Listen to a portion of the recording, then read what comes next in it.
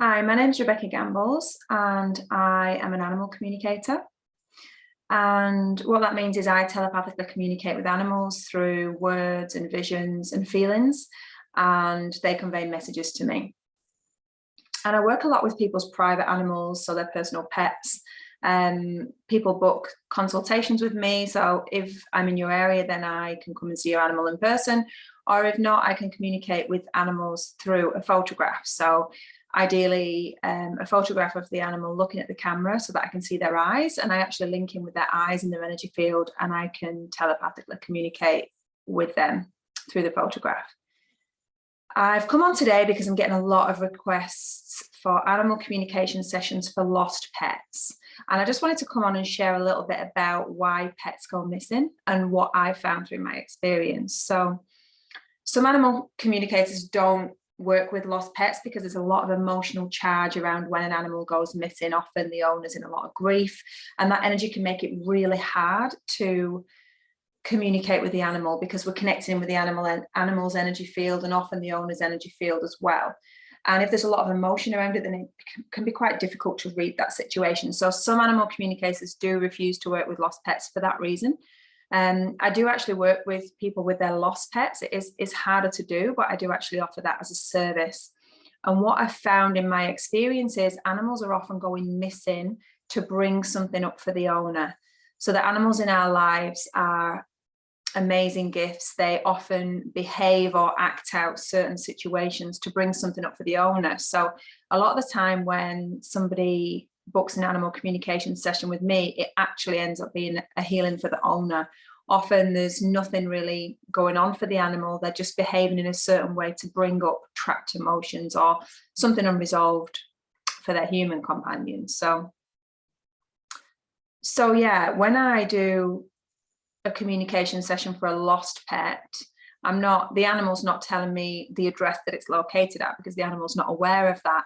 The animal can communicate to me what it can see through its eyes. So, whether it's on the road or in the forest. But also I'm kind of tuning in energetically to see why that animal has actually chosen to leave home. It's not an accident that the animal's left.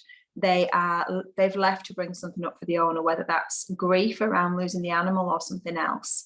A situation that really strongly comes to mind, a lady contacted me. Her 13-year-old cat had gone missing, and she'd been missing about a week, and she said, I'm pretty sure the animal's dead, but if you could just come and check in and just confirm for me that she's dead, then I can kind of move on.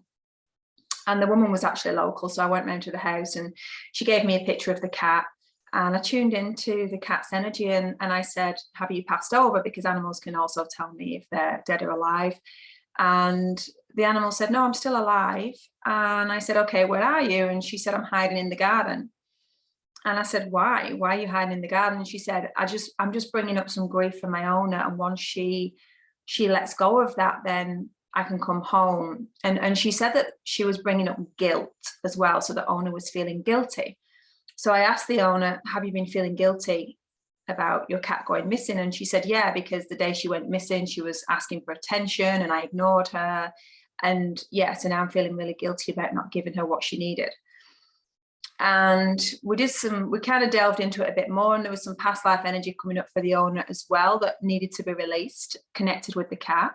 And so I did a healing for the lady, and then I spoke to the cat again and said, can you come home now? And the cat said, yes, I'll be home in the next couple of days. And I was a bit reluctant to share that with the owner because, yeah, I don't like to promise anything, but I said, I feel like energetically everything's clear for your pet to come home now. And the next day, the owner phoned me and said, just to let you know, our cat came home at 11 o'clock that night and went straight to the food bowl as if she'd been here the whole time. I think she'd actually been missing over a week by that point, so they were worried that she'd not eaten anything, but they said she just walked back in as if everything was normal. So the cat had actually gone missing to bring up this emotion for the woman, for its human companion, and then once she'd had a healing and released that emotion, then the animal was free to come home. So yeah, when I do animal communication sessions for lost pets, it's not a case of getting the location of the pet, going, picking it up, and the animal coming home. Often it's a case of clearing what's energetically blocking that animal from coming home. And that's why it's more of a healing session as well. So what's going on for the animal, what's going on for the human, what can we clear on an energetic level, and then that animal is then free to come home, unless of course it's left home to pass over, which they do sometimes as well. They don't want to be around their human companions always when it's their time to pass. So sometimes they leave home for that reason, because they've chosen an exit point. But yeah, if it's something that's blocking the animal coming home energetically, then that's why a session would benefit, if that was the case. So yeah, I just wanted to come on and share that, because a lot of people, don't understand why I can't just tell them the location of the animal and then go and pick the animal up. I can only share the information that the animal knows, and read whatever's happening energetically that's blocking the animal from coming home.